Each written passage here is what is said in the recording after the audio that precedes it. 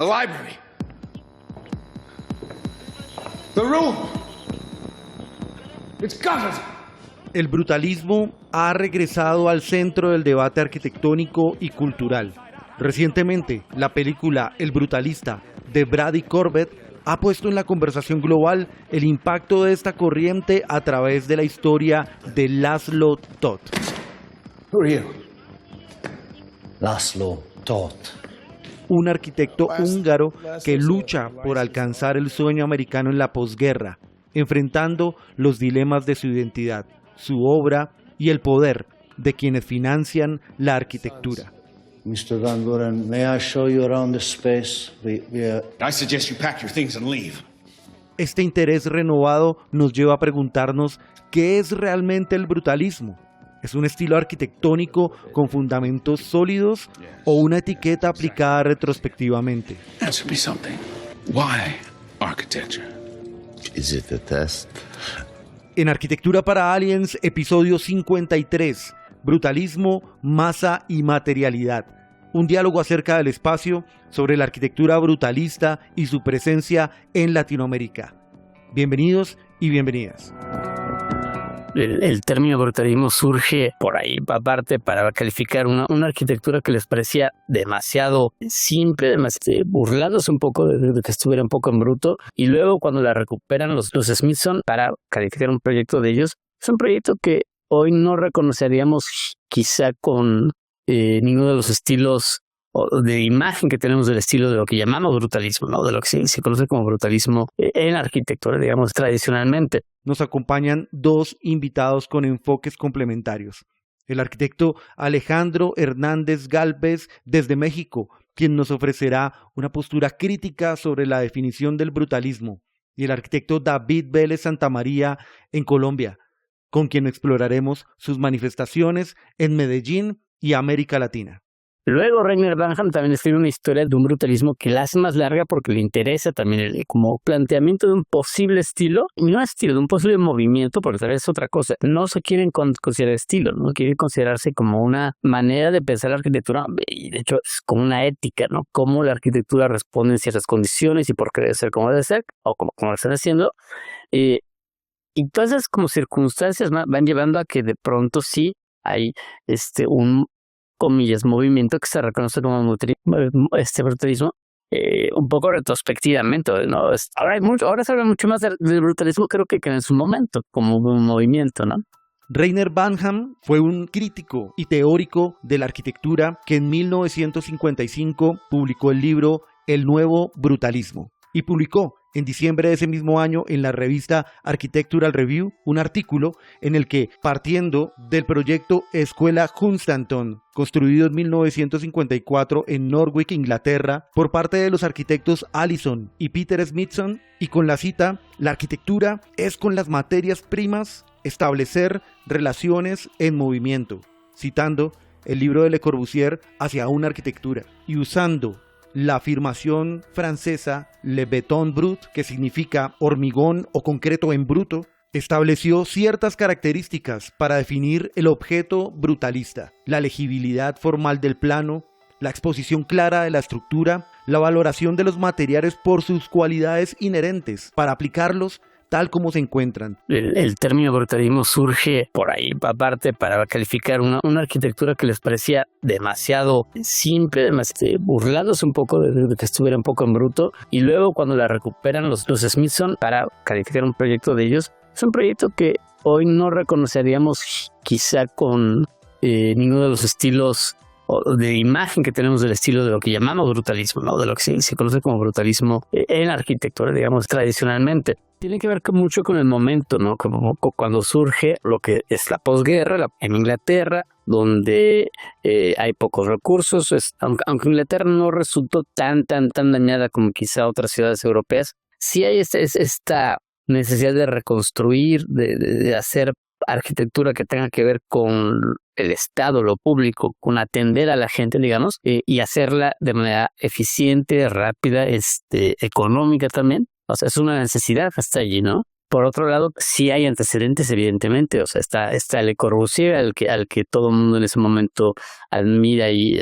digamos, la generación de los jóvenes que aprenden y que lo ven como el gran maestro todavía vivo y produciendo, están tratando de entender cómo es su arquitectura, la que está llegando Le Corbusier, digamos, a la Unidad Artesanal de Marsella y todo eso, donde hay esta cosa del concreto tal cual, en francés, el béton brut, ¿no? En bruto, ¿no? Y entonces esta cosa, esta referencia, que luego los va a desconcertar mucho cuando salga con Ronchamp unos cuantos años después y digan, ¿qué pasó aquí, no? ¿Dónde quedó esa arquitectura de masas simples, claras, funcionales, ¿no? Y eso se vuelve mucho más expresivo. Insisto, es un momento que hay que entenderlo como política o socialmente, ¿no? Es el momento cuando, creo que hace unos 10 años, ¿no? Que sale este libro famoso, que se volvió muy famoso, del economista francés Piketty, Thomas Piketty, que es el capital en el siglo XXI, y que va su planteamiento de que la arquitectura moderna desapareció porque corresponde a un momento económico y político que es el que describe Piketty, que es del estado de bienestar, donde hay que invertir mucho porque la guerra dejó devastados no solo a los países, sino a las economías de muchas familias, incluyendo de familias clase media alta, ¿no? El Estado entra a hacerse cargo de eso. Es este momento donde el Estado invierte en educación, en cultura, en hospitales, bla, bla. Y para todo eso hace falta que alguien construya, y son en Inglaterra, de hecho, un montón de arquitectos muy buenos por los proyectos que hacen, o entran directamente a trabajar al gobierno, trabajan para el gobierno haciendo proyectos públicos, ¿no? Hay una necesidad de hacer arquitectura que responda a estas condiciones, que se puede hacer rápido, que se puede hacer bien, que tenga cierta presencia, ¿no? Y esta idea de una arquitectura no solo es el brutalismo, que los materiales son honestos y todo eso, y es en bruto, sino que es como la arquitectura en bruto, pura, ¿no? La pura arquitectura, ¿no? La arquitectura que no tiene decoración, no tiene agregados, no tiene nada, sino simplemente el espacio para que lo social, lo público pueda tener lugar allí, ¿no? Esa es la parte, digamos, como de esta ética que se hace en ese momento. Rainer Banham define el objeto brutal como un objeto que es memorable, terco, honesto y derivado del modernismo.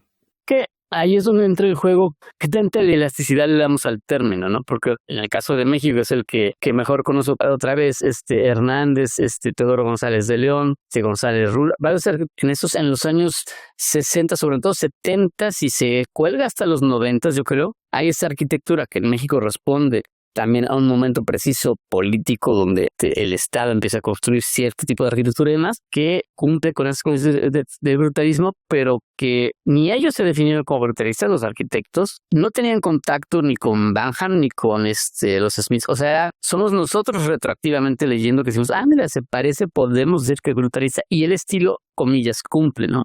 A lo mejor es más un aire de los tiempos de la posguerra en el siglo pasado, que coinciden varias cosas, aunque no todas estén dentro del marco de lo que los brutalistas hubieran pensado que es el brutalismo, ¿no? O que pensaban que podía ser. ¿Es entonces el brutalismo un estilo? ¿Es una construcción de características, unas fórmulas? De pronto desde la arquitectura queremos siempre llegar a las fórmulas para poder desarrollar los objetos arquitectónicos. Sin embargo, aquí es claro que una cosa es el estilo y otra es el movimiento. El movimiento del brutalismo surgió en medio de realidades históricas que se encontraban en transición luego de la Segunda Guerra Mundial, y el estilo brutalista son ciertas características que podrían aplicarse a algunos edificios, identificarse desde su factura, pero que no necesariamente se encuentran enmarcadas dentro de este vínculo social e histórico en el que surgió durante la posguerra.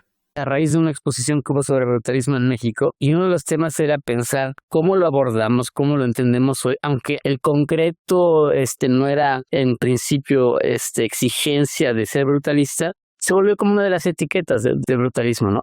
Y hoy que sabemos que el concreto ecológicamente no es lo mejor para construir, sabemos que 150 años después empezamos a ver que no es tan resistente como nos dijeron que era, ¿no? Que se va degradando, pues cuestionarnos si el brutalismo podía ser más delicado, a lo mejor con otra materialidad y con otras cosas, ¿no? Pero que es un tema que queda ahí pendiente, ¿no? Gracias, tío Eduardo, por la invitación, y hasta la vista.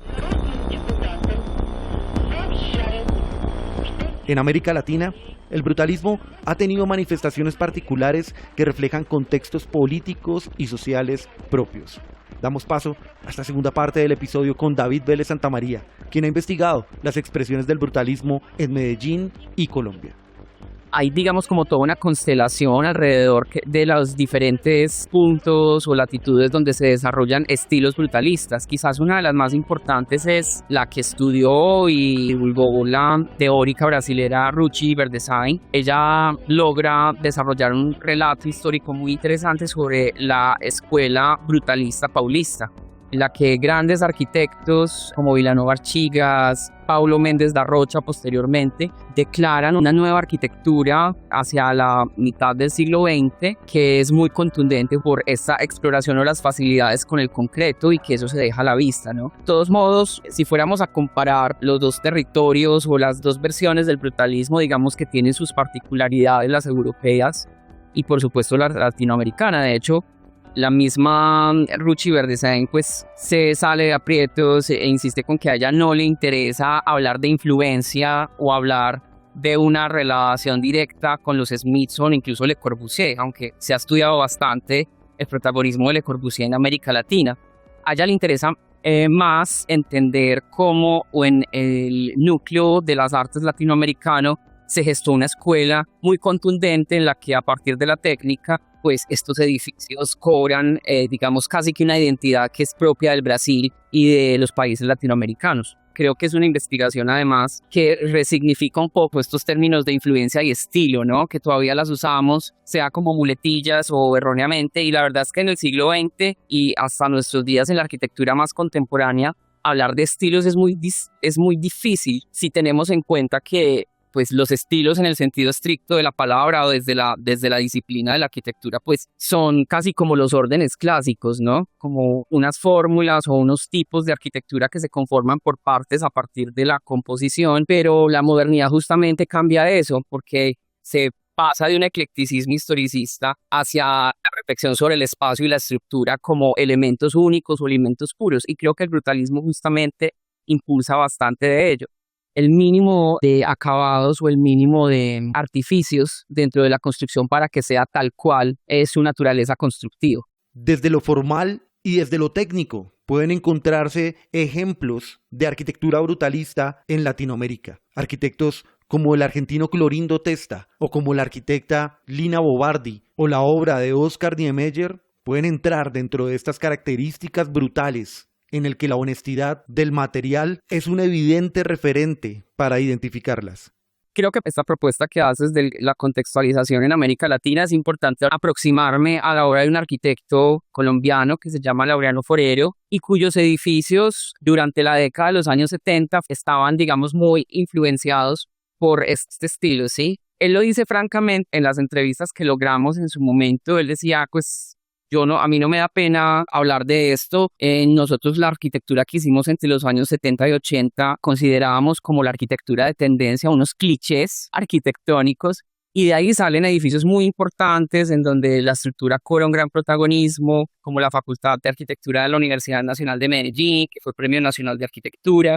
Está también un primer proyecto que él desarrolla después de que regresa del Reino Unido y los Estados Unidos, que es el restaurante Mirador del Cerro Notibara, también todo con estructura vaciada y expuesta en concreto, y la Campilla de los Cementerios Campos de Paz, que es posterior para esa década, pero digamos es un trabajo mucho más cuidado a nivel técnico de ejecución, pues por las fuerzas y las cargas que ahí implica tener una geometría tan particular. Unos años después ya me metí más con el brutalismo inglés y entendí pues que había una gran diferencia entre esta base teórica desde la perspectiva occidental y las exploraciones más desde la práctica en el contexto latinoamericano, como con el caso de Laureano Forero, que insisto, pues él mismo lo admite. Dice que es mucho más fácil seguir una forma o un estilo que una teoría. La noción de brutalismo puede ser cuestionada desde la historiografía y la teoría arquitectónica. Sin embargo, más allá de su definición, existen edificaciones que han sido identificadas con esta corriente en distintas partes del mundo.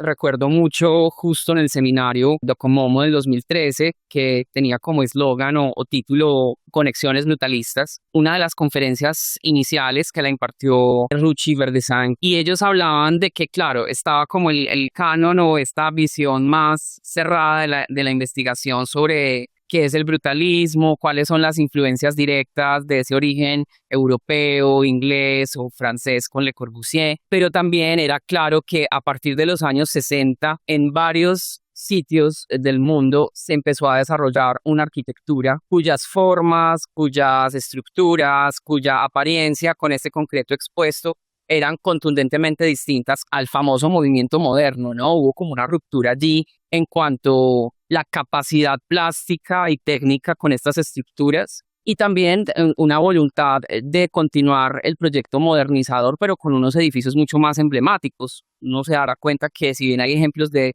residencias o arquitectura doméstica que también tiene estos elementos expuestos o una pureza estructural bien llamativa, pues la arquitectura brutalista es característica de los edificios institucionales. Estamos hablando de iglesias, estamos hablando de alcaldías, estamos hablando de ayuntamientos, facultades de arquitectura, entre otros, que son muy importantes. También podemos encontrar un claro ejemplo de posguerra, de Guerra Fría, la construcción de la Embajada de Rusia en Cuba, un edificio austero, imponente, pesado, brutal, que da cuenta de una relación tensa social en continua transformación. En Latinoamérica eso fue muy provechoso y uno ve desde Centroamérica casos como el de Agustín Hernández con su famoso taller, pues que es una arquitectura como de otro mundo, ¿no? Que la estructura es el edificio y que está flotado sobre este pilote enorme en una ladera. Hay, digamos, otros arquitectos de Medellín como Bogotá y Cali que son muy importantes por esas exploraciones. Tú ves que hizo Germán Samper, por ejemplo, con algunas edificaciones de la Universidad del Valle. Nuevamente Laureano Forero con la gobernación de Risaralda en Pereira. Raúl Fajardo en diferentes edificaciones como las de la Universidad de Antioquia. Esto, digamos, es muy contundente, ¿no? En Argentina vas a ver el Florindo Testa y bueno, en Brasil ya mencionamos algunos. Creo que pues uno se podría quedar hablando un montón sobre ejemplos latinoamericanos y de hecho hay una web que se llama SOS Brutalism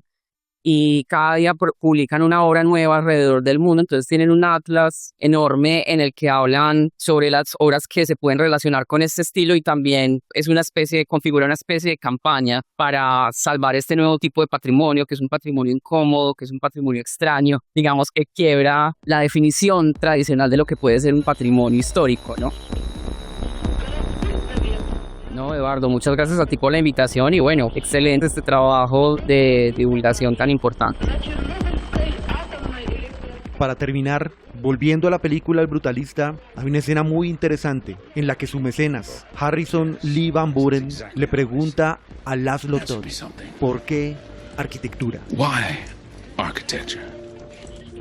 Is it a test? Y la honestidad brutal No, it de is su not. respuesta es: Is there a better ¿existe una mejor descripción de un cubo que la de su construcción? There was a Hubo war una guerra y aún así entiendo que muchos de los sitios de mis proyectos sobrevivieron, permanecieron ahí todavía en la ciudad. Cuando los terribles recuerdos de lo que ocurrió en Europa dejen de humillarnos, espero que sirvan más bien como un estímulo político que desencadene las revueltas que con tanta frecuencia ocurren en los ciclos de los pueblos.